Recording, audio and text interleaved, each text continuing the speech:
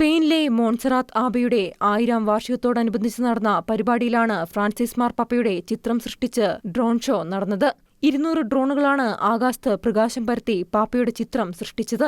Francis മാർപ്പാപ്പയുടെ മൃതദേഹം സംസ്കരിച്ചതിന് തൊട്ടുപിന്നാലെയുള്ള drone show മനോഹരമായ ഒരു അനുഭവമായിരുന്നുവെന്നാണ് പരിപാടിയിൽ പങ്കെടുത്തവർ പറയുന്നത്.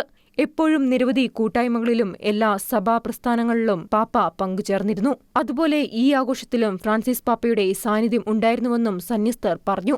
12 വർഷക്കാലം സഭയെ നയിച്ച പാപ്പയെ എന്നും മനസ്സിൽ സൂക്ഷിക്കേണ്ടതാണെന്നും സന്യസ്തർ പറഞ്ഞു. ഫ്രാൻസിസ് പാപ്പയുടെയും വിശ്വാസപരമായ ചിത്രങ്ങളും ഉൾക്കൊണ്ട ഡ്രോൺ ഷോയിൽ നാട്ടുകാരും വിനോദസഞ്ചാരികളും പങ്കെടുത്തു.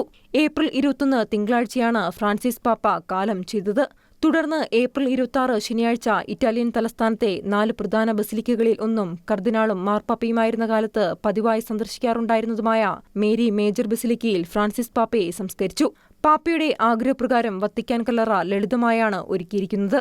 പള്ളി പൊതുജനങ്ങൾക്കായി തുറന്നതുമുതൽ നിരവധി ആളുകളാണ് ശവകുടീരത്തിന് സമീപം ഒഴുകിയെത്തിക്കൊണ്ടിരിക്കുന്നത്. International desk Shekeena news.